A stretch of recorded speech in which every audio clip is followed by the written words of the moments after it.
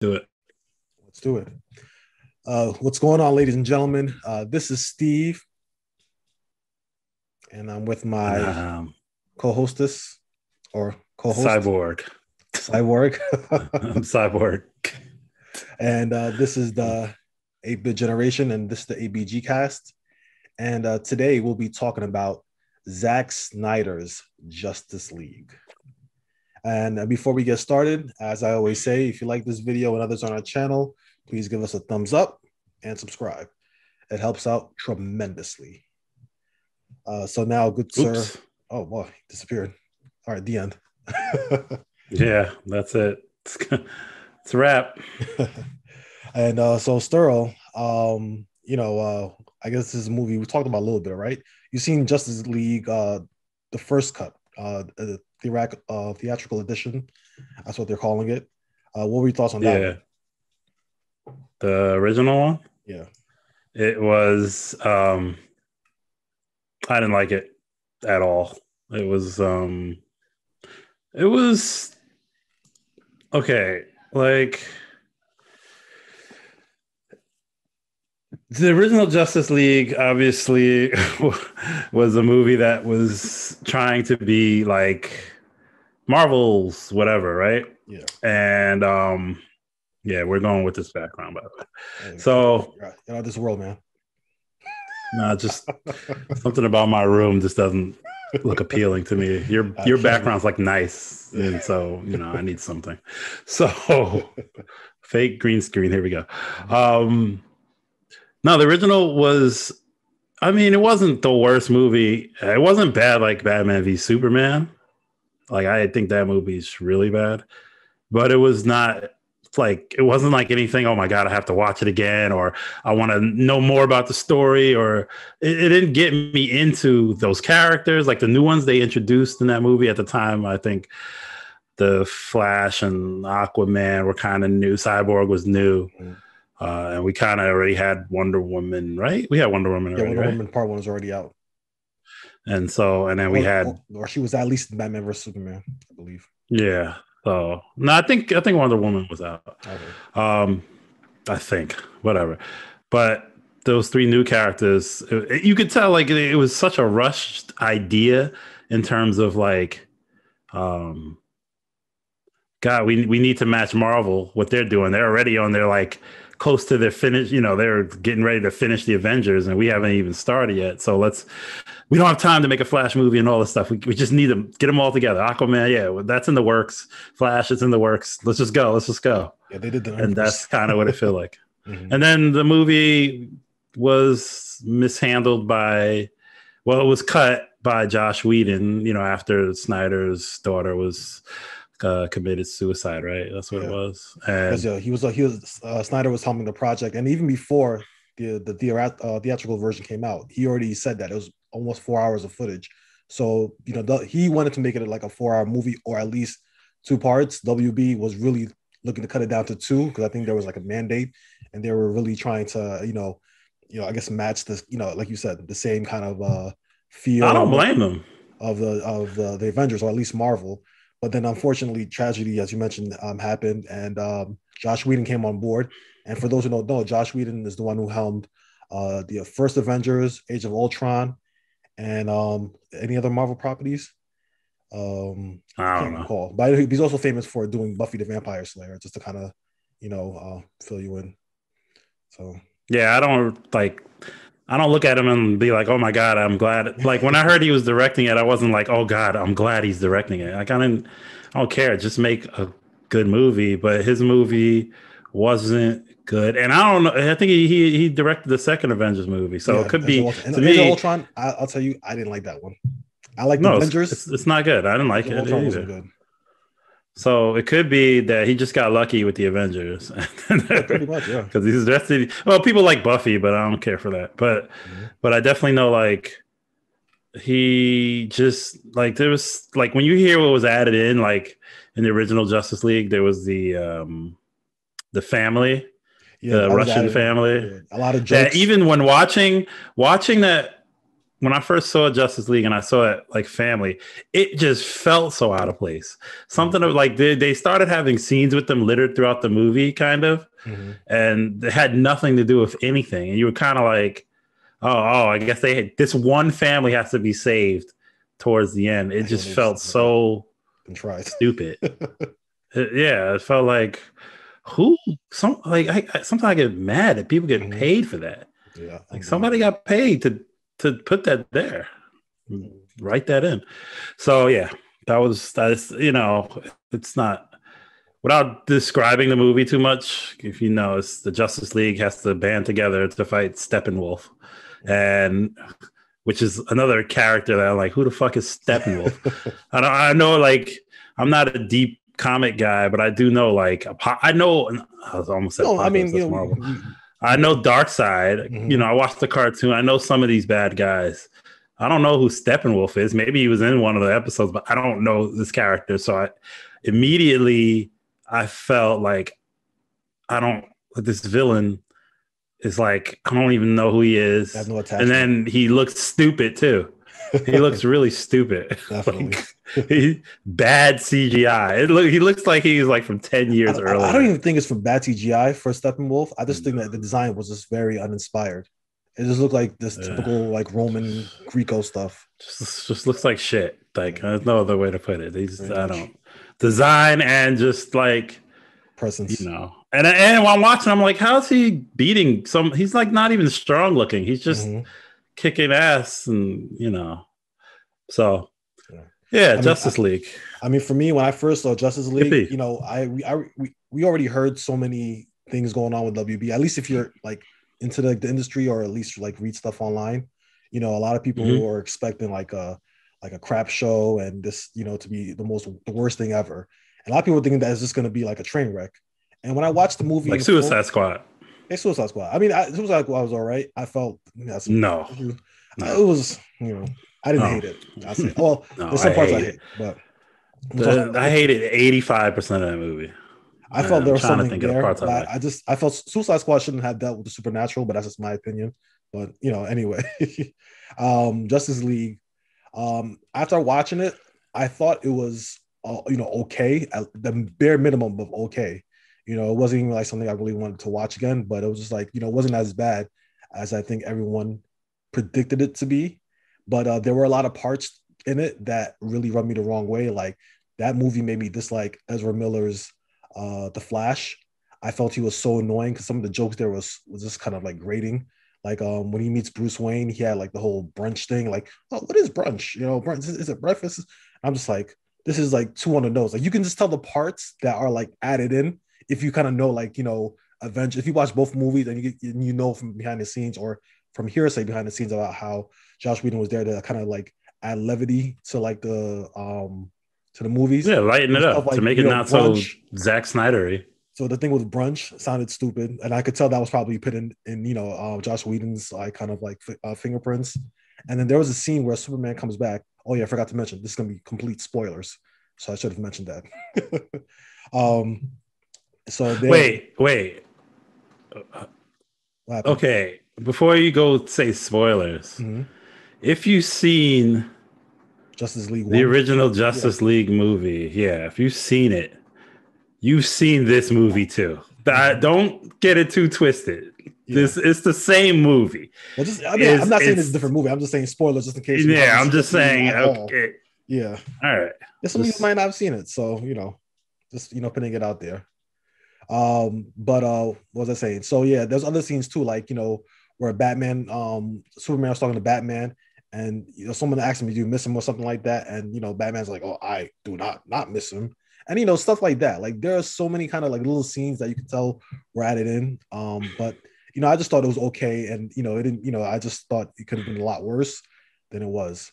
So a lot of stuff, and the thing that kind of did irk me a little bit about the original Justice League movie was that they added the original scores from other movies. Like, they added the Christopher Reeve Superman theme song in there for what's his name, Henry Cavill's Superman. So when he came on the screen, you heard the dun, dun, dun, dun, dun.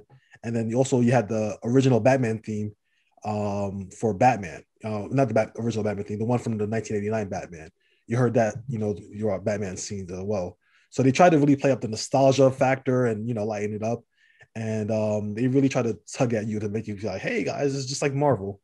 But obviously it didn't work. I don't think it was a. You think it was a bomb? I don't know. I didn't look it up off the top of my head, but I think definitely didn't make as much. I don't think it did well. I don't think it that did very well at all. Yeah, pretty sure it didn't do. I think it probably did better overseas, but it didn't really do what I think WB wanted. So that kind of brings us over to Zack Snyder's Justice League, because after wait, can I say something about the themes? Yeah. When I heard the Batman theme come into the original Justice League, I was that's like one of the few times when you're watching a movie and it just completely takes you out. I heard that theme and I was like, what? They tried really hard. I said, what is this music? Why is this? This is not that Batman. This doesn't even make any sense. I'm like, yo, listen, this is like this is not. It's hard enough to have these superheroes stand on their own when they barely had a movie to kind of develop. Batman came in Batman versus v Superman. Superman only had Man of Steel. So you're trying to add all these elements to it, and it feels like it's not earned, and it feels like they're not standing on their own. Playing Christopher Reeve's music or the original Superman's music over Henry Cavill, or playing Batman 1989 music for Ben Affleck's Batman, I felt like was kind of out of place for me. Mm-hmm. Yeah.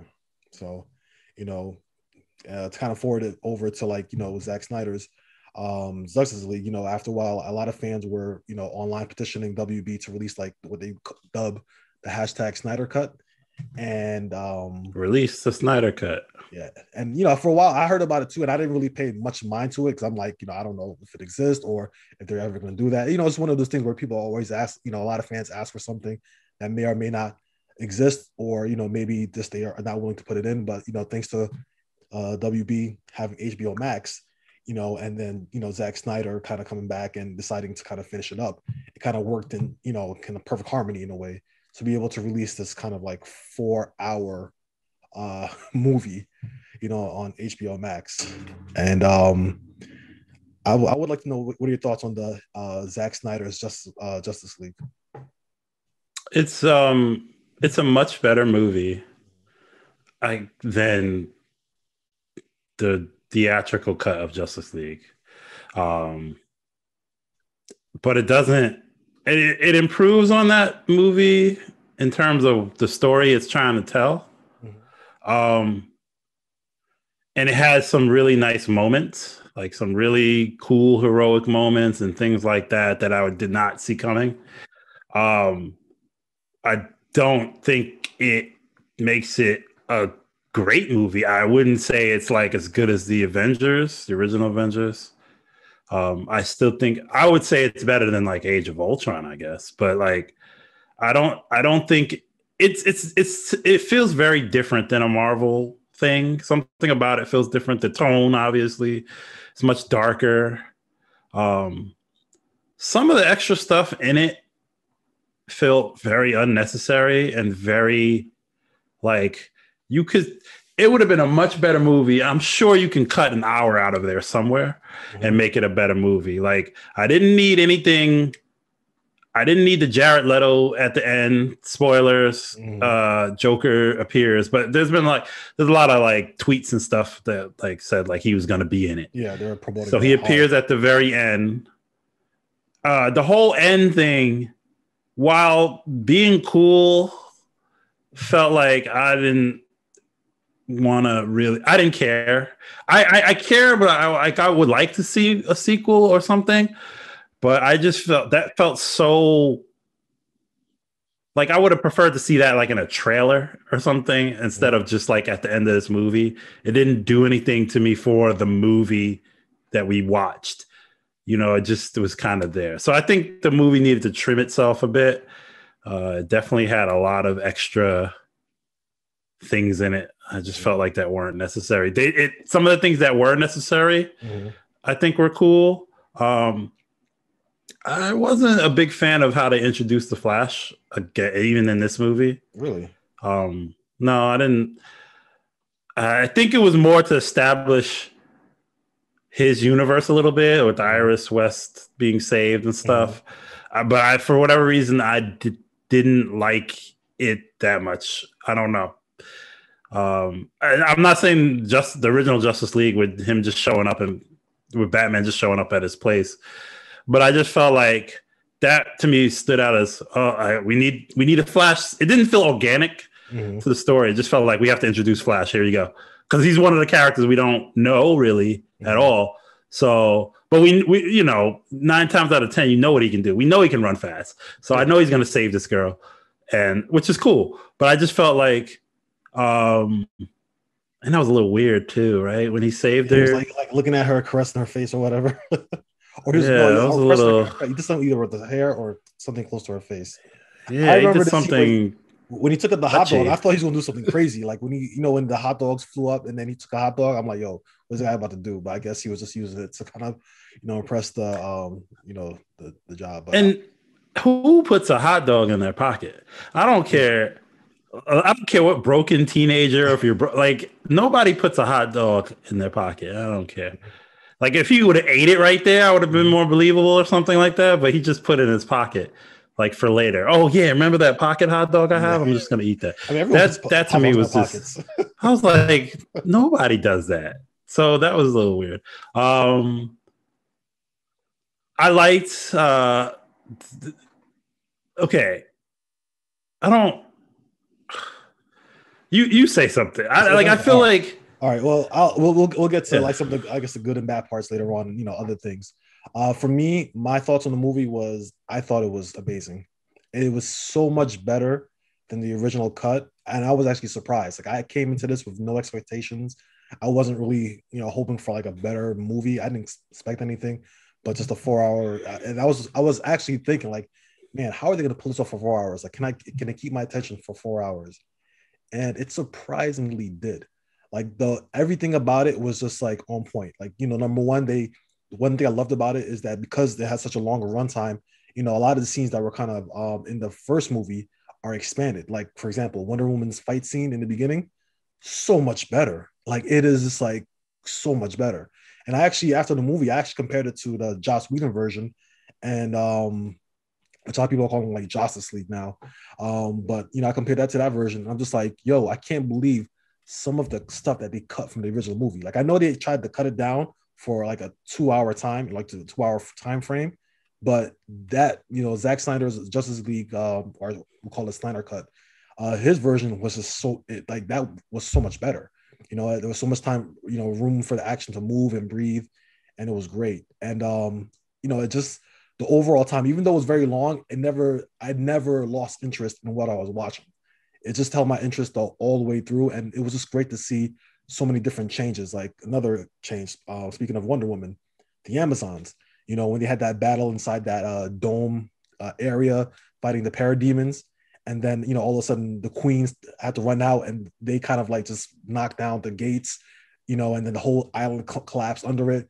This movie is number one. This movie is what's the biggest difference too. Is this movie is rated R, and they showed a lot of blood, a lot of not decapitation, but a lot of bodies being sliced in half, and it was just like everything was so good. And I think I would say the number one thing that I loved most about this.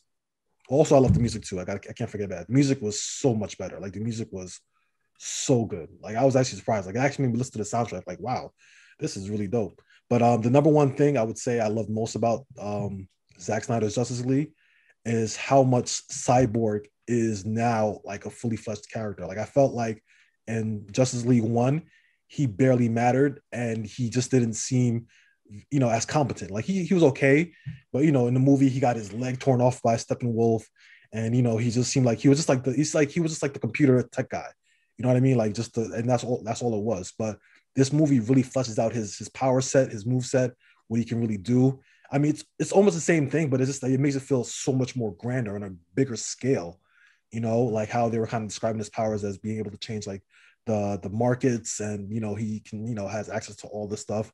Like it was just felt so much more beefier. And Cyborg's character too was elevated because he had so much to work with. Like he was very angsty, and he had like fuck the world. He was just very angry, and you really saw the arc between him and his father.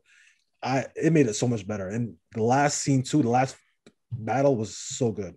So I definitely feel like this movie was like, for me, I would say if I would give it a score, I'll give it a 5 out of 5 because I think it was so good. And Whoa, it's whoa. Yeah, I would give this movie a 5 out of 5. Whoa. I mean, of course you would.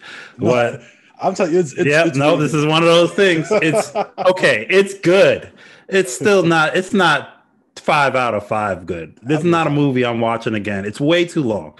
It's 4 hours. I'm like, sometimes a movie to me is like, can I just sit and rewatch this? I can't sit and rewatch this. I would have to watch it in parts because it's that long. We can do that now. No, that's not what I look for in a movie. I want to sit down. Like if I sit and watch a movie like one of my favorite, like Mad Max, I will watch it from beginning to end. This movie, I can't do that because it's 4 hours. And like I said, there's a lot of stuff that's unnecessary in it. There's some really weird music selection choices so where there's sometimes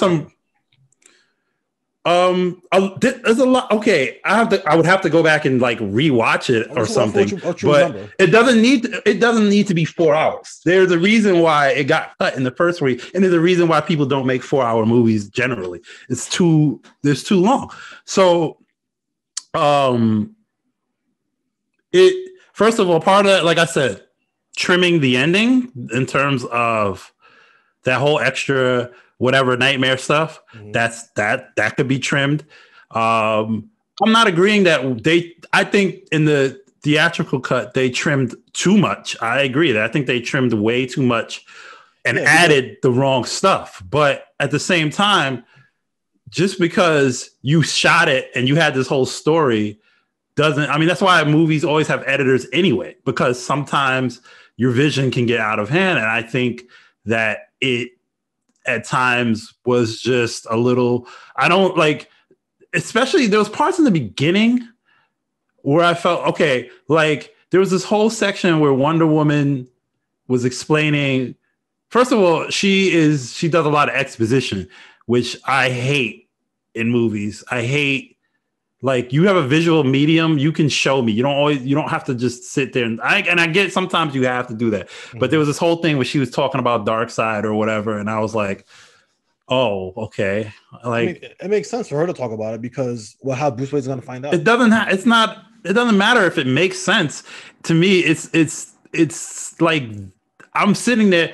It bored me. Like, I know Darkseid's an evil bad guy. I don't like whatever dimension he can. Like, okay, and there was a lot of that too, where, like they had that whole. Here's some stupid stuff. That now that I'm thinking about it, here's some stupid stuff. So it just happens to be out of all the planets in the galaxies or whatever, that Darkseid comes to this planet a gajillion years ago and loses, and then like for whatever reason he can't remember that he lost on this planet or something. He hasn't been back since, and that don't make no sense to me. Okay, that doesn't make any sense. Right.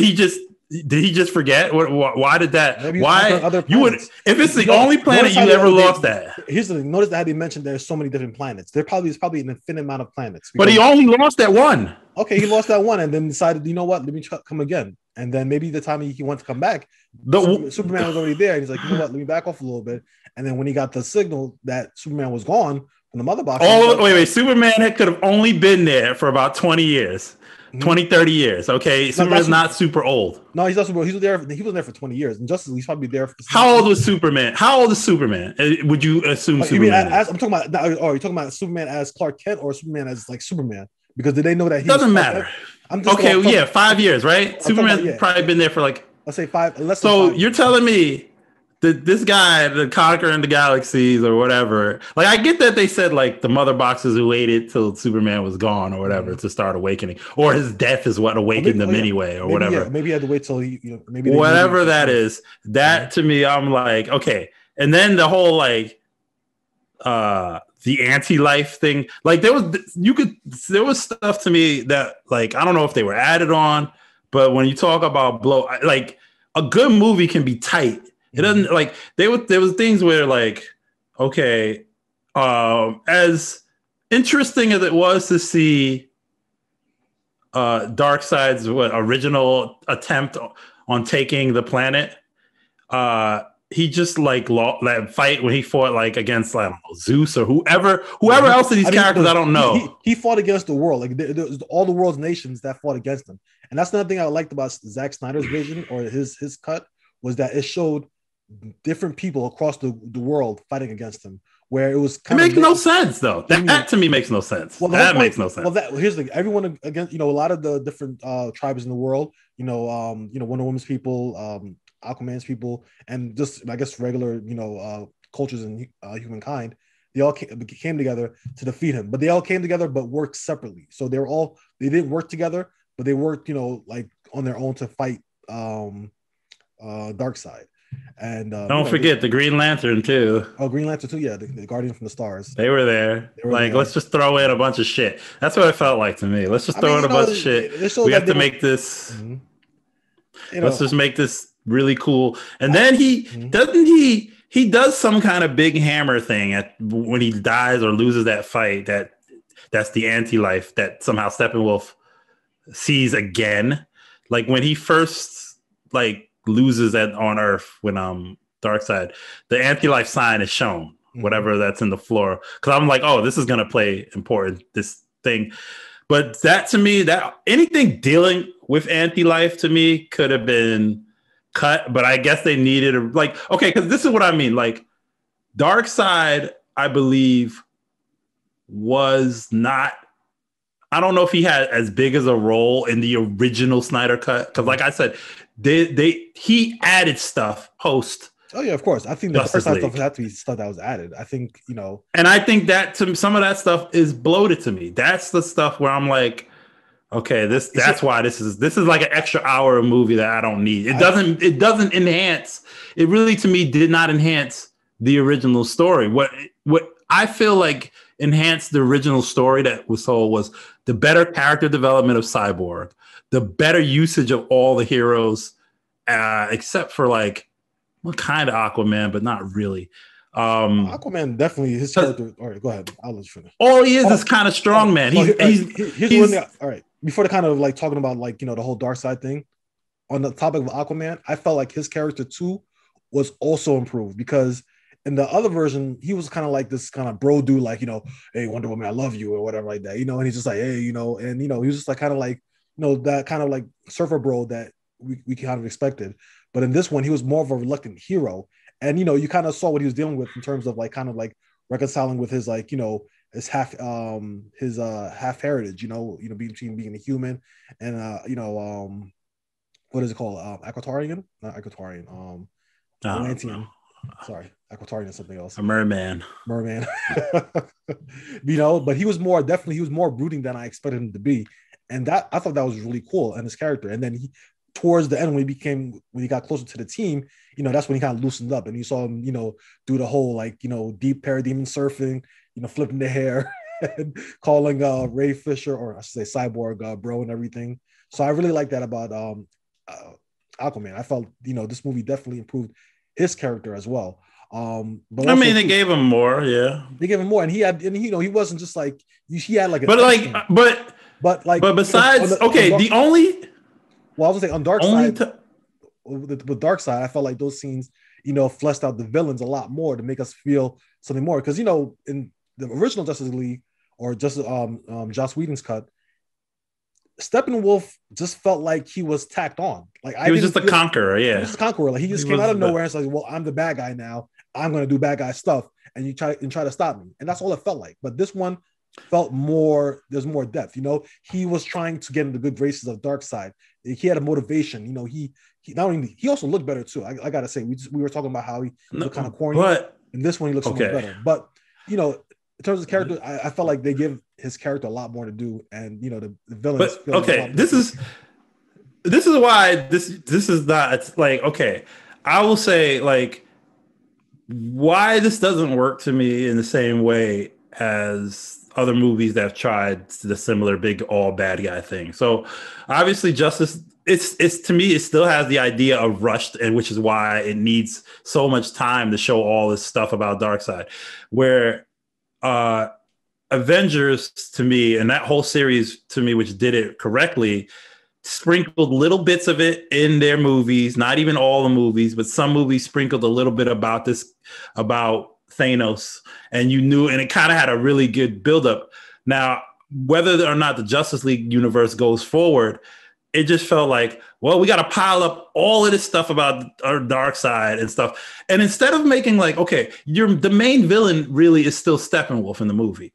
And, one of the things like that to me, they could have answered instead of wasting all this time with Darkseid. Like, I'm not saying Darkseid, I like the part at the end of the movie when I thought that was well done in terms of having that, showing Darkseid there. For that little bit of time. I thought that was cool. That was such an amazing scene. So, but my thing is, I think like they should have, like showing them there would have been fine. But like one of the things they talk about Steppenwolf is, especially if you're going to include so much about Darkseid and that other dude, well, I don't know his name, but he's like Darkseid's side henchman that he talks to all the time. Secretary? Right. That's like, that was that guy. Like, first of all, like, they're talking, and I'm like, okay, here's making Steppenwolf a little. He did something wrong. What did he do? I want to like show me that. I think he tried to betray Darkseid, and then think? They said he betrayed, but they didn't. They never show or even mention what he did. You just know he's out for redemption. And that if he takes this planet, he feels that will redeem him. But like, if you betrayed him once, isn't Darkseid like a bad? Like, why didn't Darkseid just even kill him? Why is he still around? Like, I don't know. Like, that to me is a little more interesting than Darkseid, big bad guy. I want to use anti-life, control all the worlds. Okay, I just wish that he's not going to be the main guy in the movie, so I'm not really that focused on him. Him coming in at the end, which is that's one of my better. If there's parts I liked about the movie more, so let's talk about. All right, well, go ahead. Go ahead. All right, so let's kind of just break it down a little bit. So your favorite parts, starting with that scene you was about to mention. Let's talk about your favorite parts. Okay, my favorite part of the movie is the end. Is the end in terms of the final battle. Even though it ends the same way in terms of they defeat the bad guy, it did some things that really almost had me going like, oh, maybe this doesn't end the way I thought it did. The moment where the Flash gets, and it's too late, he gets shot, and the thing explodes. And I said, oh, shit. And then I said, oh, and then he's like, oh man, it's the thing I don't like to do, but now's the time to do it. And so they do that. The one thing I don't like too, and this is the general thing about the Flash and his powers, is the way they show his speed is that they mostly just show everything around him going slower and that he's just moving normal. Which to me is like, okay, I thought like, I like the way obviously even X-Men did it like that similar, but in that movie, he still felt fast. Sometimes when I'm watching this, it doesn't feel like he's actually fast. I just feel like he slows down time around him and just moves. I don't feel a sense of speed. Even in the WB one on like how much they talk about speed, and I feel speed in that. Like there's a speed missing from that character. Like I get it that he's fast and he does that. You know what it is? I think they fill his scenes with so much CGI that you can't really admire like the speed, because it's just like a whole bunch of lightning bolts, and like when he's running fast, like the background gets blue or kind of blurry. So it's like it's the speed force, right? Speed force, but it's like, because you don't really see, like, for example, in the compared to like the Flash TV show, when he's running really fast, you really see everything. You have his electricity, but it doesn't overtake the background. Like you can really see it. Everything's really, really moving fast. And I think in this one, because there's so much. It was also there was a scene when animation is running too is really funny. Like the way Ezra Miller runs is really bad. It's kind of goofy. Yeah, it's like he's running like he's catching the air, he's swimming in the air. It's really weird. There's a scene where they're like, oh, we got to get everybody out of here. And I'm in my head, I'm like, I know he like part of the Speed Force lets him kind of be stronger, I think, in terms of like how he took the girl and moved her, and he can do that. Mm-hmm. So in my head, I'm like, especially if you're going fast, it probably has some kind of weird gravitational pull. So when these people are trying to get out, I'm like, and he's like, Harry, help get those people out. I'm thinking he's gonna come back, and carry these people out, like, and use his power. But he's just like at the top of the stairs, like this way and stuff like that. And I'm like, wait a minute, do you know that you can? I mean, maybe you're out of calories, I don't know, but like you could use your powers, right? Like so that's why I think the end was good to me in terms of, because I'm waiting for him to kind of do something, and that was his moment, and he did his thing. And I thought it was really cool the way everything came back, and it was like the skeleton and then the flesh, and I was like, oh. Okay, and he did the thing, and then the cyborg thing happened. I thought the way they worked that whole thing. Because that was another thing in the original cut that was bad. Once Superman came back, it was over. Which makes sense. Mm-hmm. Which makes sense, but Superman's so powerful that Steppenwolf can't do anything. Mm-hmm. So the way they did it in this movie, where it wasn't just Superman comes back, this fight's over. It was like all this other things going on, and it's funny watching the Whedon cut after, because you still see a lot of the same going on, but they're all at different times, and they don't mean the same. They don't have the same. It's so crazy. Funny how you can just cut a movie and make a scenes much better. Yeah, I find it fascinating that just adding a couple of scenes and music just changes everything. Like the whole just cutting it, just putting editing, putting this here, putting that there. Yeah, like it changes. Like you said, it just like feels so different. Like it just feels like it really felt like a whole different movie. Like even though I'm watching the same thing I've seen before, it didn't feel like that. It didn't feel. It felt like a different movie entirely, even though it was telling the same story. If you look at the plot points, it's the same thing, but just like it's more expanded and beefier, and there's more stuff for you to get attached to in terms of character development, action scenes, and kind of like what you said about the ending. I felt the same way too with the last scene. I felt what was great about it was that everyone had something to do. It wasn't just like I felt like in Justice League, the original cut, I felt like Batman and Wonder Woman was really doing the bulk of the activities and finding out what's what, getting everyone together. And this time I felt like, the whole team kind of contributed to all the parts. So everyone had something to do. And as you mentioned before too, that Flash scene was so amazing. I love that, Cyborg was so powerful. He can like put this, like, how they describe like the whole mother boxes, how they're like, he's the MacGuffin. He's the MacGuffin, but the fact that he can do he's the MacGuffin character was great, and it gave him something to do because he had to, fix that. And, Batman is doing his thing, fighting parademons using, what he can do, even though he has no powers. And Wonder Woman's fighting amazing. Wonder Woman and Aquaman having some great fight scenes. Like everyone felt like they did something, and that's what I loved about it. And what else? Yeah, it just made me. I watched it. I'm just like, yo, this is freaking amazing.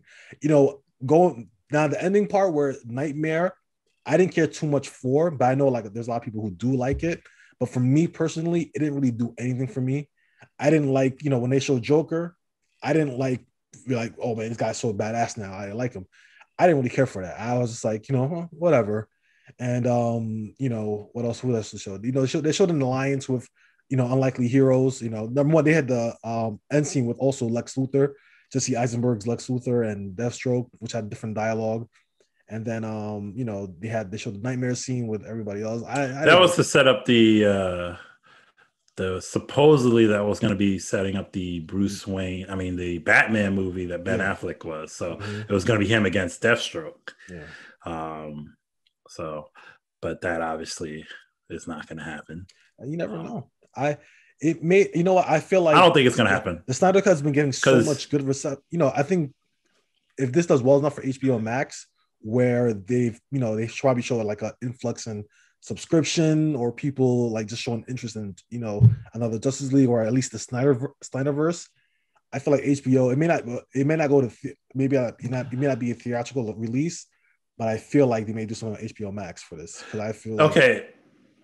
There's a few things that like I think because at this point anything's possible because you wouldn't even think a Snyder Cut would get released, but it did. Mm-hmm. So anything's possible. From what I hear, they still acknowledge the theatrical version as canon, and the Flash movie is happening, and I think really they're really just going to reboot it with that movie, the Flashpoint movie or something's going to reboot everything, which I thought that Batman was done. I thought Ben Affleck's Batman was done, but apparently he's not because he's going to be a big part of that movie. Mm-hmm. And also Michael Keaton's Batman, I think, is going to be in that movie. They said Michael Keaton's going to be in it, but I think I heard a report today that said that he hasn't confirmed yet. I mean, that could change from now, but who knows? I honestly think that if they want to, I think they're gonna. I think I would if I was WB, I would find a way to continue the Snyderverse on HBO Max.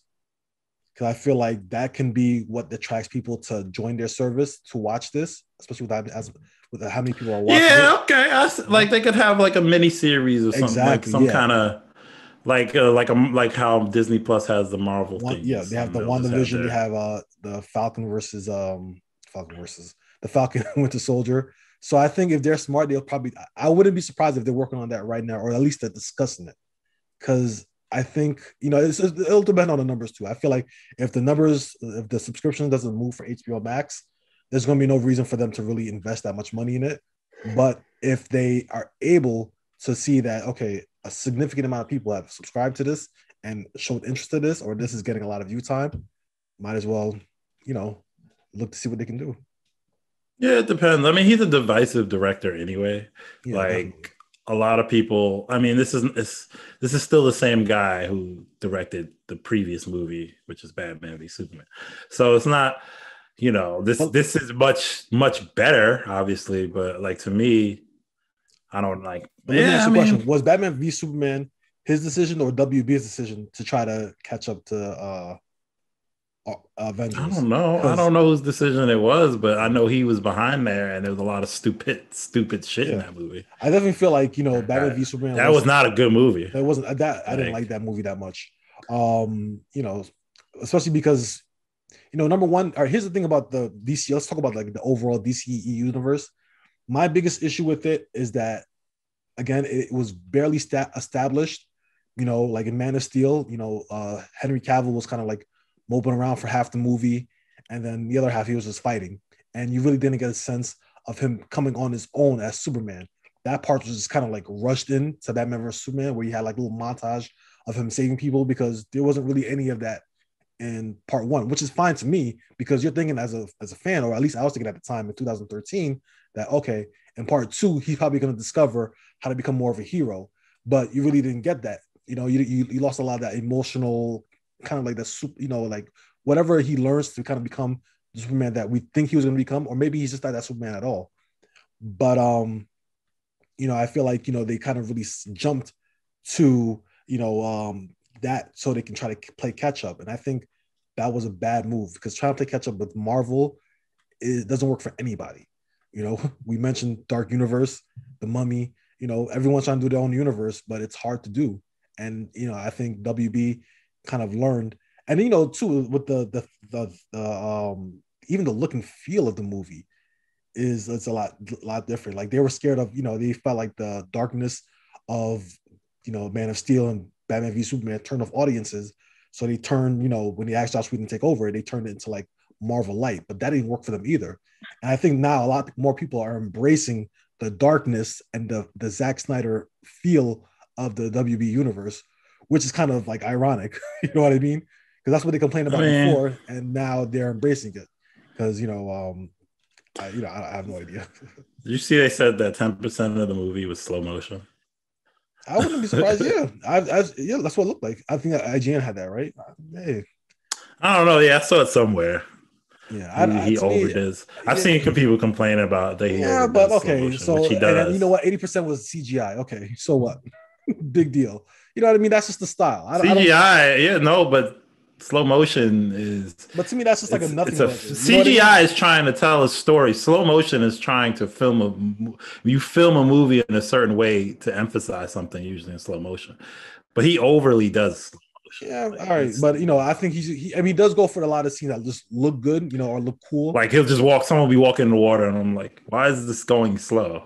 I think it's for effect. I think that's fine. Why are these three girls singing as this guy goes back into the water? That part I didn't like. I was just like, that was so weird. And I'm like, what is that about? The girl sniffing the shirt wasn't as weird as the girls just randomly singing when he's going in the water. And I'm like, I get they might worship him, but then I'm like, oh, and I this will just be. God, anytime Wonder Woman is in an action scene and her fucking theme comes on, I hate that theme. Oh my God. And I'm like, who thought this was? I'm like, this doesn't sound anything like Wonder Woman, anything. I know it's in all her movies, but I'm like, it hurts. I'm like, it's crazy. She's the one that has the most like kind of like the most obvious theme song, you know what I mean? Like as soon as when it comes like when she's on because her stupid theme comes on. But you gotta admit that beginning when she was like doing this thing with her wrist, when she blocked all the bullets was really cool. Oh, that was amazing. That was pretty cool. I'm like, they shortened that scene in the Joss Whedon cut. I'm just like, that's criminal. Yeah, they did a lot of stupid things in the Joss Whedon cut. I'm just like, oh my goodness. And it's just, and then but, I mentioned how I didn't like Ezra Miller as Flash, but this one he was so much more tolerable. Like he sounded like a normal person, and I thought he was actually entertaining. Like they took off that whole subplot about him being a hero. Like in the theatrical version, Batman was trying to. Yeah, they dialed back a lot of the bad dialogue. Yeah, the bad dialogue and the story, like the nonsense like scenes about Batman teaching him. Like he had that line in the first movie, like all I know how to do is just push, and that's not there anymore. And it's just like thank goodness, because it's just like it was so dumb. And actually now, the one line I did like in the Joss Whedon cut that they took out was, which I get why they were going for when they revived Superman, and he didn't talk at all, really when they revived him. But I liked in the original when he saw Batman, he was like, "You won't let me live, and you won't let me die." I liked that line. That was good. That was only. But they didn't, And he went back to say, "Do you bleed?" And I like that. But I'll say one thing. That's one thing I want to talk about overall DCEU is that Superman barely talks. Like I have a hard time remembering what he says, any lines that he has. Like I don't know how did that come about, but he barely has any lines. And overall, even Batman versus Superman. He's more of like. You can almost think of Superman as a weapon that they need to win, and not really a character. Yeah, but I think that's a service to him as a character, because it's just like he's supposed to be a character, but in that movie, he's really not. In that movie, he's not. That's fine. In Justice League, it's fine that he doesn't have a lot of dialogue, because I don't even think he's the same Superman. Like I think something's a little bit off with him, because he's just like punching, and he's just like he's like just going in, but. You see what happens in the end. He turns kind of evil pretty much at the end. But that's because he's under anti-life at that point. I see. That's why. But I think the issue is like in Batman v Superman, they didn't give him a lot of lines. I don't know if they cut it, because I think there's also an Ultimate Edition. There is an Ultimate Edition where people say it's better too. Mm-hmm. So I might have to check that out. But I don't know if they give him more lines. I think when you compare it to the lines that Batman has or Ben Affleck has compared to Henry Cavill, I think someone said that it was just like astronomical how many lines Ben Affleck has compared to Henry. And I just felt like it just doesn't give you a chance to really understand him as either Clark Kent or Superman. You just feel like he's just there. He has a look of Superman. He got the muscles and everything, and Yeah, they didn't do Superman very good in this whole thing at all. I mean, he doesn't have any. Nothing feels earned. Like you just drop him because Batman. He doesn't even feel like established. You know what I mean?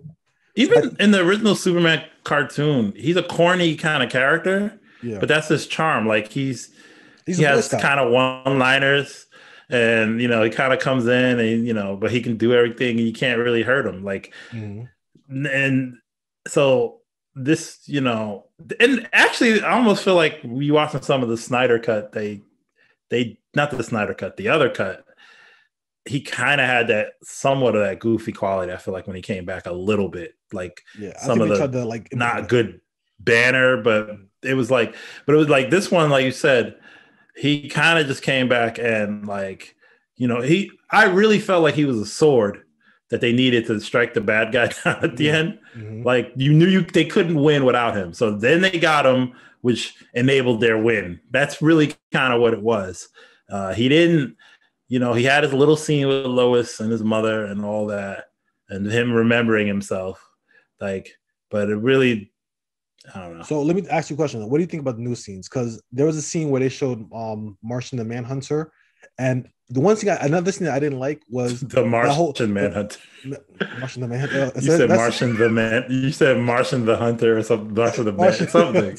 All right, too much Sonic the Hedgehog. So Martian Manhunter scene when he was disguised as Martha Kent going to Lois's apartment. What was the point of that? What was the point of disguising yourself as the mother to talk to her and say like, "Hey, you're not working anymore," right? Like to me, that scene just seems so pointless. Well, it's better than the other scene in the other version where they had that like television on and they're meeting at the workplace in the original cut. What was the point? They needed the Martian Manhunter in the movie, to me, and that was the only way. To me, I'm thinking like, okay, so you disguise yourself as Martha, talk to Lois, and then what you talked about is not really of substance. It's not even that you got any information out, but you're just like, just talking to her. And then what if she texts Martha and be like, thanks for coming over? It's like, I didn't come over. This is the thing. Yeah, that's another thing I thought. I was like, well, do you? Yeah, like, what if they met and she was like, well, thank you for coming by my apartment. And then what? No, but like, oh my God. what I think was kind of weird is in the original cut where I like part of why they did it. And then in this movie, I did like it had like the thing that stops Superman is seeing Lois Lane. So in both movies, she gets there by two different ways. Mm-hmm. So the Justice League Snyder cut, she's just kind of there, right? Like she's kind of just in the area, like or whatever. She wants to go see the statue one last time. See the statue, so that's kind of her thing. Like that's what the Martian. I guess the Martian Manhunter knew that telling her would get her to go out and see the statue one last time, just in time for because that's what he says the world needs you too, right? That's what he says, the Martian Manhunter, right? So after that, whatever, she starts getting memories and she's like, oh, can I see that statue one last time? Whatever, the Superman statue that's all broken. Mm-hmm. And then that's when all the shit happens and she's just there. So that's how, she sees him, all that shit. And then the cube, remember the cube was there and then the guy just takes it, that whole weird, that's another weird thing. What thing? The third cube was there at that spot. The third mother box was there. It falls out the sky or whatever. I don't know what happens. Oh no! Remember they had to use it to wake Superman up. Yeah. Mm-hmm. So it was just there. Oh yeah. So that's another thing too. So after they use on Superman, it just kind of flies out the ship, and they don't look for it. They just go at. No. The weird thing is right. They don't. The mother box lands like, and it explodes on someone's car, and it lands on someone's car, and then people look at it. And then everybody goes look somewhere else. Like no one see this weird thing that just crushed his car. And everybody just walking away like that's not important. There's something going on over here. When they look at all this crazy stuff, there's probably nothing. So you're like, oh, broken car? Oh, that's nothing. No, that thing was. I was looking at that, and then when I saw everybody walk away from it, I said, "Oh, okay, that's weird." And then that the father steals it and takes it in to whatever. Yeah. That's another stupid scene too, where he goes in the thing to heat it up just so that they could track it, like to find out. That was like, I was like, oh, that was the only way you guys could find this like, place. I mean, I guess at that point, okay, I get it. They had to have an emotional scene for Cyborg, or you just do a kamikaze. So I think he chose like, if I'm going out, I'll go out on my own terms. I mean, he could have did that. He could have did that outside the thing and still like. No, they didn't have the ray. Didn't he put the ray was inside? What did he fry himself with? He was inside the room. He had to close it, and then that's when the ray. Why couldn't he close it? Why couldn't he close it and be outside of the room? Because it was Steppenwolf was coming towards him to get the cube. So to make sure that it's not like Steppenwolf can break down the door, but I guess to create like a barrier between him and the cube, he closed the door and then he put the lasers on. And the lasers hit all the room, and then boom. Just seems like there could have been a better way to go about that. But anyway, listen. They definitely created to me, they wanted a cyborg emotional scene because his father didn't even die in the original, right? He didn't. No, he actually was there to improve his armor, which I thought was kind of nice at the end because I wasn't a big fan of Cyborg's armor in the first movie, but I think now I appreciate it a lot more, even though it's kind of like the character looks stupid. That's one character that shouldn't have been CG. They should have had a nice costume designer that figured out how to make that look a little bit more like, I know Iron Man suits a lot of time are CG, but he still has some suits that like CG. And I think I don't right. But this was like it just looked like someone's face plastered onto like it just looked so. In some scenes, it's crazy. In some scenes, Cyborg looks hulking, and other scenes he just kind of looks skinny, like a scrawny, like kind of. Yeah, it was very inconsistent. Very, and I think I wish they kind of did more practical effects with his body because that was one thing that needed to be done a little bit better. Because sometimes it's just kind of I thought floating face. Like remember when? Yeah, that's what it looked like. His body like attacked Superman. It's like his head is like shaking, like guys, look, it's not me, it's my my systems, whatever. Like that CGI. Oh yeah, his face is kind of like jumpy and everything. Like it was just kind of weird. So I wish they kind of made him more practical with maybe CGI elements to him. Like what suits were like that? I mean, I guess examples like Iron Man, but he's still practical, but the CGI elements are just there. I wish that was as good as they did with that character. That was so distracting. That doesn't, and I mean that's just it is what it is. That's the decision they made. So whatever. Overall, I just thought like I enjoyed the movie. But would I give it a 5 out of 5? No. First of all, I would always rank things out of 10. So I would give it a more of like a 7 out of 10, like, which is good. To me, if you're above like a 6 or 7, it's worth watching or something like that. So I enjoyed it.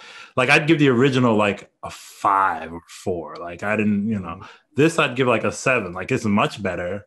It has its issues. It has issues. You have to like the dark, brooding tone of it, because a lot of superhero movies give you like fun and levity. This kind of is very dark and stuff like that. Even for the darkness, I still think there was some funny moments in it. Like Alfred was pretty good. I think if you have a character who can bring levity to like certain scenes, I think that's fine. Everybody like a comic relief kind of character. I also wasn't. Like my only attachment to maybe Cyborg's not the case, but my only attachment to any of these heroes were not based on these versions of them either. Yeah, that's so true. Again, it's not earned. Right, and which is different than like the Avengers, which in those movies I really did feel, even with the terrible Thor movie. I mean, the first Thor wasn't terrible, but it still did enough for me to like that character, like Captain America, like Iron Man.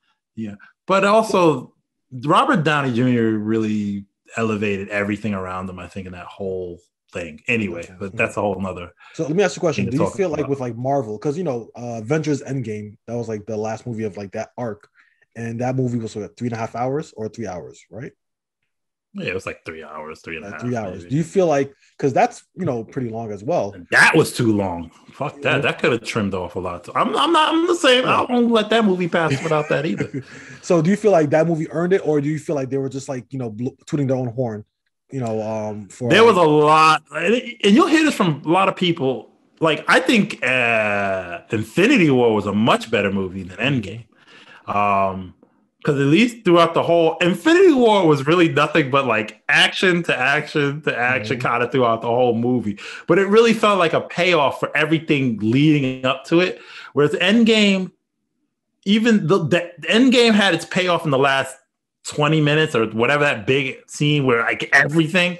But the whole movie between that and the time traveling part, was okay, and seeing some scenes again. But a lot of that to me was like, it was a little bit like, wow, there's a lot going on here. There's a lot of things, and they already deal with time travel, so that already means things don't make sense. I could already say Justice League little bit of time traveling was better than all of Avengers crazy thing. Like, because that was, Endgame was good. I haven't watched it actually really since the first time seeing it. Like, I've watched Infinity War a couple of times since, because I think that's the best Avengers movie. I think Infinity War is better than all of them. Endgame just has like, it's like interesting in the beginning because you're like really wondering what's happening after the blip or whatever. Mm-hmm. And then the kind of the middle and the part there, like in therapy, and and everybody's kind of sad, and yeah, it's kind of, it was a little boring. I don't need just action. I know in all these movies, but I think the way they did Infinity War was almost like really good. Mm-hmm. And it really had that emotional thing, especially because it ended on that kind of cliffhanger. Like there was emotion there, and I know they had emotion at the end of Endgame too, but I felt it. I felt like I felt it more when Spider-Man was like that scene to me. Yeah, and he's so and that was just good acting on that part. Okay. So I mean, I know we discussed it earlier, but you would probably, would you want to see like another Zack Snyder Justice League movie, or at least? Yeah, I would like to see. I've heard that he was going to make another one, part 2, and then some people say there was also going to be a part 3. Mm-hmm. Part 2 would have dealt with Darkseid's like coming, mm-hmm. and then I think similar to Infinity War, it would have ended with a loss by the heroes, and then the nightmare would be the third and the final movie to set it all right. Mm-hmm. I don't think they would have stuck and landed all of it, but I think they did. Like, I was interested in, like, for instance, if, like you said, miniseries, if they started the miniseries with that last 20 minutes of whatever the movie mm-hmm. of that would have been great. Like a great way to start off whatever kind of expanding universe you want to do, because not that I don't understand this why Jared Leto needed to be the Joker. I mean, I think for me personally, I think it's just probably like a redemption thing, because I think when we spoke about the Joker movie, like, I think last year or 2 years ago, we definitely just said not a good Joker. His Joker was so forgettable. Like when we were comparing Jokers, we always went back to Heath Ledger's Joker as the last Joker, kind of like bypassing him because we just didn't remember that he was a Joker. You know what I mean? And of course, he didn't have many scenes. He was kind of like almost like a cameo mm-hmm. in Suicide Squad, and he was supposed to play a bigger role somewhere else. But then they canned him, so we didn't really get a chance to get attached to the Joker. Yeah, they're gonna release that cut next. I think they're calling it the Air Cut for Suicide Squad. Yeah, the Air Cut. We'll see if it exists. I don't know. But we'll see. I don't need it. Maybe they'll take off the pop songs, the Z100 songs. Oh God, off that soundtrack. Wait, but the Joker. When I saw him, I knew he. First of all, that was another thing. Like that's my fault. But that's like when trailers and things. I was like, is he gonna be like in my head? I was like, is he gonna be in this movie at any point? And then, oh no, it's at the end. So then once they had this end scene, there is, I don't know if it's his acting or just that, I might have been even more forgetting if he didn't appear in Suicide Squad or something. But like, I still connected like that to me. Okay, this is that Suicide Squad Joker here. This is Jared Leto's Joker. He just doesn't do it for me. Yeah. He doesn't hit any of the notes that any of these Jokers hit to me, like of portraying the character, even the cartoon ones or what. He's trying to be Joker. Mm-hmm. I feel like everybody is a Joker in their own way. He's trying to be like a little bit of every Joker mm-hmm. or something, and it just doesn't work. I just do not like him there. I didn't mind his look. I thought I like this look. I like the dynamic of them needing him and this whole thing. And, you already know Wonder Woman and whatever is dead. Aquaman. And then you got an angry Aquawoman, whatever her name is. Mira. who's just like there to look hot and like I don't know what else she was really there to do. Oh, she created these air bubble things. I remember that. That was kind of interesting. You go in the water, they could just show. Yeah. Which that was weird. But I mean, that's all. Kind of go back to Justice League. That was another weird thing too. I think because this movie was supposed to come out before Aquaman, a lot of the things that was established in the Aquaman movie was kind of contradicted here a little bit, or not contradicted, but just couldn't make any sense. Like the whole air bubble sequence. I didn't see Aquaman, by the way. So okay, that was actually a good movie. You should see that. Of course, it's a good movie, Steve. It's a good movie. What can I say? If I think a movie sucks, I'm not saying that. I mean, I'm not saying. I just know you like everything. So of course, it's a good movie. It's a good movie. So you should go see it. All right, I'll go see it. Okay, good. Whenever I get the time. I like if I have to, like a sexy white girl. I like whoever plays. Yeah, Amber. I mean, although I look her up and I'm like, oh, I only like her when she's playing this role. I don't. Talking the red hair. I don't really care. Something about in the tight green suit. Red hair. Like, damn, yeah. Like, I think they might remove her off Aquaman too because I guess I heard there was something like that. Johnny Depp. I heard they was like that. A lot of certain fanboys really do not like her. I guess because of the hypocrisy between her and Johnny. What's his name? Johnny Depp. Yeah. So all right, get her out. I mean, because obviously she's not like a Black Panther. You can replace her easily. Yeah. That's what they're doing. Actually, they're actually filming get any other cute, a different female character in Aquaman 2, and her scenes in Aquaman 2 were made in such a way where if they had to get rid of her, they could do that. So she's probably gonna have minimal screen time, if at all, in Aquaman 2. I think she might have screen time, but it'll be minimal. But yeah, I would definitely like to see how they showed the whole team, Deathstroke and the Flash with the better suit or whatever. I would like to see but Cyborg got more of that universe. Everyone got. I said Cyborg got shafted in that scene. Everyone has like a cool suit. He comes at the end, right? Yeah, he has like all he has is like the big War Machine cannon, which I thought was kind of tacked on. Like at least show him with the upgraded suit. Like do something. Give him. You know what I mean? Like I guess. Now, did he come? That whole end scene was shot post, like recently. Yeah, right. That's the most recent shoot. Yeah. So everybody there agreed to like come back because you knew like Wonder Woman, Aquaman guy, Superman man. I think the only person who didn't come back was Henry Cavill. I think they used some of the scenes they used in the movie was from Man of Steel and Batman versus Superman. Because there's one scene where it looked kind of off. And I'm like, what's going on in this scene? And I think that was one of the scenes like a reuse scene from either Man of Steel or because he didn't want to cut his mustache. Is that like? I mean, I guess that he didn't come back for the reshoots, because at this point the reshoots were there after Mission Impossible. Yeah. So I don't know why he didn't want to come back. Don't come back because he's doing The Witcher much better. Yeah. So. And then what else? And then I would say too, there was some. And that's not even good. In Snyder Cut.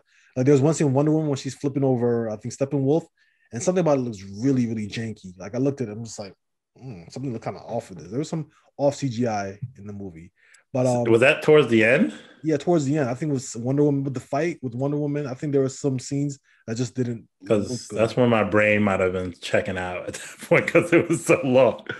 It brought me back in with the whole flat when they because I'm watching it and I'm like, oh, this is similar to the end. They're gonna make it happen. When Flash got shot and everyone started dying, I was like, oh snap, what's gonna happen now? And then when he tripped or whatever, when his leg got hit, and then I was like, uh-oh. And then he has to rebuild the speed or do something. And I was like, oh. Then he said, and he mentions, and that's, that's always good in a movie when he had mentioned slightly like, I can do this, but I really don't like to. And they kind of left it alone. And then to bring that in, I think that was the scene that really made me, it was good enough to really, that to me stuck the landing of the movie more than anything. That moment for me, because sometimes these like when you watch these superheroes and you read comics and things, you play games, part of it is you being in there, feeling heroic and stuff. And so to me, that was like the cool heroic moment of the movie. You know, and other than just. Go ahead. I was gonna say, I like how he needed to run fast in order for Cyborg to do what he had to do, and again, just giving like meaning to everyone's role. No one just felt like everyone felt important in what they had to do. It wasn't like they just had him there just to fight parademons. They had specific roles in order to achieve what they had to do, and I really like that scene where he's and that's where I was gonna say where I felt that Aquaman didn't really have that. He had one scene which I liked. Because I like when, so it was when they were in the basement and that thing was flooding. I don't even know if that was in the original cut. Maybe it was, but I didn't pay attention. Where he stops the flood? Yeah. Yeah, I like that. He was there. There's one scene though. Okay, speaking of that scene. All right. I remember that scene. And then when the wall breaks and the water starts pouring out, there's like a scene that he's like where he kind of flashes like he's supposed to be there in the water. But it looked like they took a JPEG and just put it like behind the water, and you used to see like a still image of him. And I don't know if it was just me like bugging out, but I'm just like, that looks really cheap. Like how like you just put like something like you had the water CGI water just flooding through, and then behind it you just had like this still image of Aquaman, like he's supposed to be looking like in the water, but it just looked really cheap. And then he comes out and everything. I don't know. I may be misremembering, but that's how I looked at it the first time. I'm just like, that's kind of cheap. But that scene was. But I was gonna say, but basically, like overall, I think it's a great thing that this got made. This is like almost a new step in terms of taking projects into your own hands and having your true vision brought to life. And I think. Without studio meddling. I mean, making a movie, you got production time and costs and this, and things that can't get done. And I think like, obviously there was he had to make some consents, I'm sure, in places, especially because it wasn't, his entire, his old footage. He had to mix things in and make, but I think it was great that his footage. I know that. Yeah. Which is like, so he had to basically put this movie back together. He had to cut and paste it back to his original vision. And that's like, okay. And I like what that represents in terms of, it's like when you make artwork, if you're drawing a painting or writing a book, usually you draw the painting you want to draw, or you write the story you want to write. And with movies, sometimes I think that a lot of times movie filmmakers get to make the movies they want to do, but sometimes you have studio meddling, especially with these superhero properties. They got to be out on a time. And, we just need to make money. Like why all these Spider-Man movies get made, because we got to keep the license. We got to keep throwing these movies out. So fuck the vision, just throw these movies out. So it's good to see that this guy got his vision of what he wanted to tell out. And I think that's more important than the movie itself. I mean, the movie is great, or it's still fun. It's what, but I think that's actually a really cool aspect of it. I think like that how many other people, like I've heard people with movies that you just hit like, for instance, there's a terrible example, but the Fantastic movie, the rebooted Fantastic Four. The guy who directed it or whatever, he said it was so much studio meddling in it that it just destroyed. And I liked that he made this movie called Chronicle. I don't know if you've seen it. I've seen it. I love that movie. And I like Chronicle a lot. And so that, when I heard he was going to do that, well, I liked it. I was like, okay, this Fantastic Four might be okay, and that was not good at all.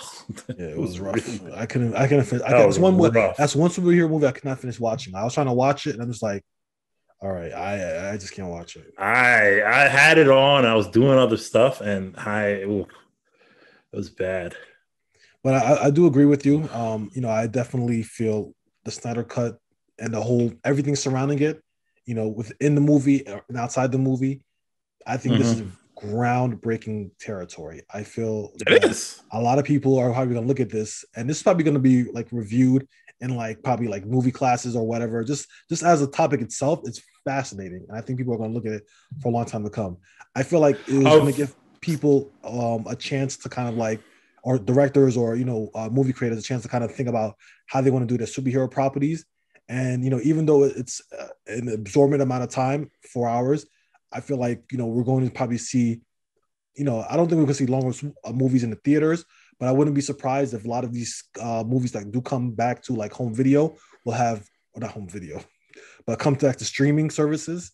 I think they're going to probably maybe dabble with like these extra scenes or something that makes the movie feel more full in case they don't have it. I feel like it'll be like this new thing where it's like there's a theater version, but the one at home is going to be a lot more bigger or better. You know what I mean? Well, there's probably part of that, I feel like what I think may happen, and this to me, this is the smarter way to do it. Mm-hmm. I just don't know. Like, I know movies get a lot more budget than these shows do, but I really feel like I've had much fonder, like I've enjoyed the series shows that have been on Netflix and stuff better than a lot of some of these movies. I think certain movies lend to a movie, like I like the original Guardians of the Galaxy, and certain things are better as movies, but certain things are better as shows, like the Marvel's Netflix stuff, like the Daredevil and Jessica Jones and that kind of stuff, is much better fleshed out with what? I disagree with you, but go ahead. I was going to say something after you're done. No, go ahead, say it. I was going to say that I feel like the Netflix shows were great, but the problem with those shows is that because they had like this mandatory like 13 episode counts, a lot of times it kind of felt there was a lot of padding. Like I felt like they weren't all hits, and they weren't all hits. Even though they were all hits, I mean, of course, we know Daredevil was popular. Daredevil was fantastic. Yeah, Daredevil was fantastic. But I feel like a lot of these shows, like I felt in Luke Cage and even Jessica Jones, there were sometimes like in the middle episodes, because they have to be 13 episodes each. I felt like there was some padding. I think some shows may benefit from having some episodes cut down a little bit. But that watching those shows compared to like something like something on CW, like those episodes, like they have episodes that just feel like singular, and that feel more full. I feel like a lot of times when you watch these episodes, like when you watch the Netflix series, you really have to watch all of it to really enjoy it, because there wasn't like an individual episode that I can watch where I can be like, you know what, I just want to watch this episode, because really everything is just a continuation. So, why would you watching like a 13-hour kind of movie? But why would you go? Okay, but that's how you choose to consume it. Because I wouldn't want to. Like, I'm not watching The Flash on CW to just be like, oh, I can miss an episode, because it's not. It's just that I don't want to go into it like that. But what I'm trying to say is, I agree that the 13, maybe the episode counts are too long, so that can be fixed. Mm-hmm. But you can just say, okay, maybe they should do it with less episodes. But I'm thinking of things like, you look at have you watched The Mandalorian? Oh, yeah, I love The Mandalorian. Right. So that to me, and there's episodes where you could tell they either filler or like side quests. A lot of those episodes felt like, oh, I got to do this to get the MacGuffin to go here or whatever. But it still was much more enjoyable than probably a Mandalore movie would have been or something. I think it gave you time to like the characters. It gives you time to know about them, and then you can get these little tidbits and you pick up and I think that's the best. First of all, it's the best thing Star Wars has done since I like Solo. I don't care what people say. I like the Solo movie, but since Rogue One, I should say I love Rogue One. So since Rogue One, I like Rogue One too. Even Rogue One, mm-hmm. Rogue One. I think Rogue One, because the weakness of Rogue One was like good, but it was kind of movie. You knew it was going to happen. They have to get the plans. The weakness of Rogue One was the characters itself, except for that robot played by Alan Tudyk. That was great. But the characters were the weakest part of them. And part of me is because I knew they were going to die. And when they did die, I didn't really care. I didn't have a connection because maybe it was just because it was a 2-hour movie and it was rushing from point to point to get to the... But imagine to me, and I know, and they're having a series based off of one of the characters, but if Rogue One was a series that let us learn these characters and like these characters, and then that tragic end happens to them, even if you know it's coming, I think that would have been more heartfelt. I think that, like, especially the way they've done, like, imagine, like, obviously the Mandalorian season 2 pulled off the perfect end, right? Like, fangasm. And I'm not saying like, and that obviously yeah. And I mean, and I think all of it was part of the buildup because you did care about the characters. You kind of felt this impending with these dark troopers coming in, and you saw all the characters. You know, you didn't know all the characters, but you definitely worry about the Mandalorian and the child. And you got the Gideon there, and there's these plots that are kind of coming together, and then you see this like. It was something that, like, right now. Yeah, it was because it was so good. But that's TV. Yeah. These are moments that I feel like movies don't necessarily do so well anymore. I feel like TV can do them just as good now. You know what it is too? I feel like before, movies were very like a singular experience. Like you're watching like a whole story in one sitting, you know? And that's what that was the point of movies. But now movies exist to kind of be like almost like 2-hour TV shows, where it's like, you know, okay, you have this movie, there's gonna be more in the second movie. Like, you know, there's gonna be more ahead. Like every time I watch a Spider-Man movie, not watching a Spider-Man movie thinking that you're just watching this one story and the next movie could be something completely different. You know, they're gonna set up for the next movie, and you know, and you're gonna watch, you know, Spider-Man. Now, the original Spider-Man movie really didn't. I mean, it didn't do that. Like but nowadays. But now, now they just have like the franchise. Like they're making franchises. So it's like, you know, you just watching it as a kind of like this one episode of a whole franchise. Whereas TV, and the one thing you can do in TV, and that I also noticed during the Snyder Cut and, you know, the Mandalorian, for example, is that you can have like a lot of these slow moments. And also you can kind of appreciate like little character bits of, you know, characters doing little things, or just like, you know, kind of getting like feeling the environment, or I should say the setting, you know, because of these slow moments. And I think that I wouldn't be surprised if they do this where they have like a theatrical cut, but then there's like a longer series that goes along with it. So, you know, initially when Snyder Cut was announced, they said it was going to be 4 parts, you know, 4-hour movie. But then what happened was, I think the reason why they reneged on that was because the contracts for the original movie was that it was supposed to be a theatrical release. So I guess if they had to make it to like a 4-episode thing, then they would have to, like, you know, renegotiate the contract and be more money. So that's why he's kind of said that I'm just going to release it as the Snyder Cut, which is why it's a 4-hour movie. But I think movies will probably have, you know, and this is what I'm thinking. I think movies will probably have a theatrical version, and then there might be more parts to it when it's released on streaming. Series or something else. Well, one of the things I like, though, about series and as opposed to movies, especially, I think that's the weakness of these franchise movies, is because what they do, like you said, movies used to be one experience where if there was going to be a sequel, you'd find out in the last maybe 2 minutes, maybe whatever. But most of the time, they were singular. Like even the early superhero movies, like the original Spider-Man, you might have seen something that could have been used later, a name or something. But for the most part, it stuck with that story of Green Goblin and this, like obviously Harry finding whatever, seeing Spider-Man at the end was like, oh, you know, that was a kind of that. But for the most part, it was a movie that was in there and I liked it. So anything planted in that movie is going to be used in that movie. Whereas these newer movies will plant things in them that won't have a use, like, because they're either saving it for the sequel or something. And it's really taking away from that. Like, that's one of the things that made the Spider-Man 2, like when you have all these suits and things that scenes or this character, it's planning things for future movies. And I think that's terrible. It does a disservice to that movie. So when you have episodic series, though, you don't have to really do that because you kind of focus. If you do plant things, more than likely you use them later on, you know, or because you have the time to do it. I feel like movies don't have time. Movies are generally 2 to 3 hours. And that time is best spent developing that movie. But now the way they have to plan all these other ideas in, it takes away from the movie. I think takes away from these movies. Like an example, for example, Age of Ultron. I remember I was watching it. Remember there was like this random scene of Thor screaming in the water out of nowhere in the movie. It's like, yo, okay. And it's like, there was, I think, compared to other movies,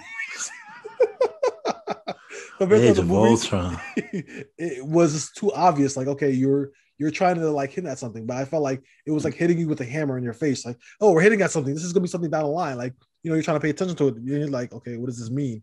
And then it's like, Yeah, there was just because you have to find out, in another 2 or 3 years, it's like you kind of lose interest. So as a singular experience, you couldn't really enjoy it for what it was. Like the first Avengers, even though it was used the other movies as a benchmark or as like it was all about that movie though. It was all about that movie. It was like one singular experience about these superheroes Right. come together to defeat this incoming force. So you kind of got that, it didn't feel like, and there were a lot of things. Yeah, and there were a lot of things in the second Avenger movie that were like, why, like this, there were relationships that I didn't understand, like Hulk and the sun's getting real low, big guy. And I'm like, what? Yeah. Hide the zucchini. All right. With that said, you don't remember that scene? All right. Yeah, Iron Man said that. I think it was. That's what. Oh, really? I don't know. Yeah, that was one. Okay, so that was one of the things I don't remember that. Because I think when either when Black Widow came in the room or whatever like that, Iron Man said, "Hide the zucchini." He said that kind of like really fast, and a lot of people didn't catch that at the time. Oh. It was one of the things. Was like, oh, that's. I'm not gonna go back to find it. So, that's. I will. Yeah, I definitely feel like overall, the Snyder Cut is definitely going to be groundbreaking. I'm excited to see what the WB does with the movie franchise. I feel like whatever they do, I hope that they just kind of stick to their guns and don't try to move with, like no one's going to be Marvel. At this point, Marvel is just king of what they're doing. They got it first. They hit gold. That's fine. Let them do that. Let them do them. WB, you do you. Let Marvel continue doing Marvel. Yeah, why don't they just make some good solo movies? Just to make good movies. Definitely. Go back to making. I mean, I know you had a great director, but like The Dark Knight still to me is better than 99% of these other Marvel movies. I don't know if I would put one movie above The Dark Knight. I loved and then with Marvel too, it's just a good solo movie. The one hook that they have is that because you want to watch everything and there's like an ongoing story, they kind of have you hooked. So I feel like there's a lot of bias. Yeah, they got a good continuity thing. They got a good continuity, and then also too because there's so much stuff that happened before. In a way, your view on these shows will always be biased because it's always going to be based off your old experience. So in some kind of way, they kind of lucked out. I mean, it's just the way it works, but they're kind of like lucky that you can't look at stuff like, for example, WandaVision by itself. I don't know. Right. I don't know anybody who hasn't watched any Marvel movies. Watched any Marvel and just turns it on, right? Just turns it on, right? Like you just not one of the things where you can watch. You're like, oh, let me watch the show. Like you have to be committed. You really have to be committed. So if you don't know what, and so I think because they're so popular and they're like kind of like the number one kind of franchise in the world, they've lucked out. Now they can do whatever too, really. In time, only time can tell if that's going to be successful. Because one day, this 50 years from now, who knows if someone's going to look back at all this stuff and they're like, "Wait, can I watch this by itself, or do I have to watch all these movies?" Who knows if that's going to backfire on them? Yeah, in the past. Imagine you have to, future. That's another thing too, because even as a fan, I love the Avengers Endgame and all that, but I never saw Ant-Man. I didn't watch Doctor Strange. There's some movies I just did not watch because I didn't see the second Thor movie. There's a lot of gaps for me because I just don't want to. I'm just sometimes not interested in certain movies. I just didn't watch it at the time. But now that I've seen Avengers, it's like, do I go back and fill in this gap? I really want to do that? I didn't see Captain Marvel. When I saw Avengers, the first movie, I didn't see the Thor movie. So it was my first time really being introduced to Thor. But you gotta, it's like, if you just turn, it's one of the things where like, okay. Did you go back and watch it? I tried to watch it and then I didn't like it. And then I watched it again recently and I was like, it still didn't do it for me. It felt really cheap. It felt like, those movies. It's not as good as the third movie. The third one is definitely. Really, you know what it is? Remember those movies back in the day where instead of like, really taking a concept of, of the movie and being in that world, but it'll be cheaper just to put you back on Earth. Like remember a lot of those TV shows like He-Man. Yeah. Where they're like, Fish out of war. They have like this whole thing where they have the universe where it's fleshed out with kingdoms and this and that, but because it's too expensive to probably maintain that, you'll just be like, you know what? We'll throw you in the human world. You'll have to manage there, and everything's just fish out of water. Fish out of water. Smurfs did it. You know what I mean? Instead of like doing it in their world, they come to New York where they can just do a whole bunch of stuff that's probably easier to CGI film. On top of exactly. Land, So that's how kind of like the Thor felt. I felt like you had this wonderful world, and now I'm just thrown into this like I understand what it is, but it didn't interest me, and I didn't see Dark World either. And that's one thing that kind of confused me too.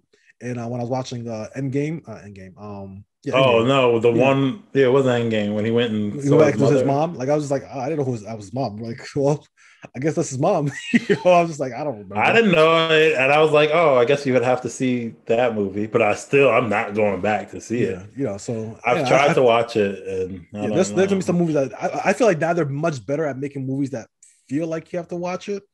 They're a little bit Uh-huh. tighter, and they're not releasing as many movies. I feel like it's now just mostly about the sequels because whatever new heroes coming out from Well, Marvel. they're going to Phase 4 or Yeah, Phase 5, I know whatever. they have to have Black Oh, Panther. However they're gonna do that. Captain Marvel 2. Are they introducing any new heroes? I know they have a Black Widow movie, but that's like a Not Iron Fist, Shang, whatever the Shang-Chi. Oh yeah, Asian Shang-Chi's probably the newest one that's supposed to be released Shang-Chi. next year or this year. Uh, I think Shang-Chi's probably the who only really else? new superhero, and I don't really feel like Yeah, I guess because everybody's getting sequels or yeah, just it's television Spider-Man too. shows, which is Yeah. spin-off. Yeah, and even the television shows, Black Widow. there's a mandate that says that they're not allowed to like introduce anything that can contradict the movie. So like the TV shows aren't supposed to be like mandatory viewing. It's supposed to be like supplementary viewing, so you can just watch it if you like it. But if you only watch the movies, it won't contradict or be anything. Release I'm anything pretty that would. sure though they'll probably have to put like something in there to reward the viewers that watched it in I'm sure terms of that like yeah, knowing why there's a Scarlet Witch yeah. now or something, right? Like, Yeah. well, I if mean, you I'm want sure to they know should that, come you in have to and watch. someone be like, "Hey, well, you have a new look now," and I probably just allude to like the TV show. I'm sure they'll do something for Yeah, fans yeah, they have to because do that yeah. because that's all the other movies do. They just allude to the other ones anyway. They Mm-hmm. don't have to After you allude to it, I'm like, necessarily. okay, I got it now. You know what I mean? So Yeah. yeah. All So right. I think we had a good time on this because we've been talking for a while. I'm kind of almost 2 hours. all right, definitely. All right. Well, thank you guys so much for listening, and please let us know down in the comments below. What did you think of Zack Snyder's Justice League? Do you think this is going to help DC Universe overall or the DCEU overall? Do you want to see a part 2? Let's talk about it in the comments below. Again, if you like this video and others on our channel, please give us a thumbs up and subscribe. Helps out. We're trying to grow. I think we definitely are growing. And thank you to everyone who's been subscribed and watching. We very much appreciate it. But again, I'm Steve, and this is Cyborg. Cyborg, Cyborg. Ray Fisher, and we're out. 8BG's out.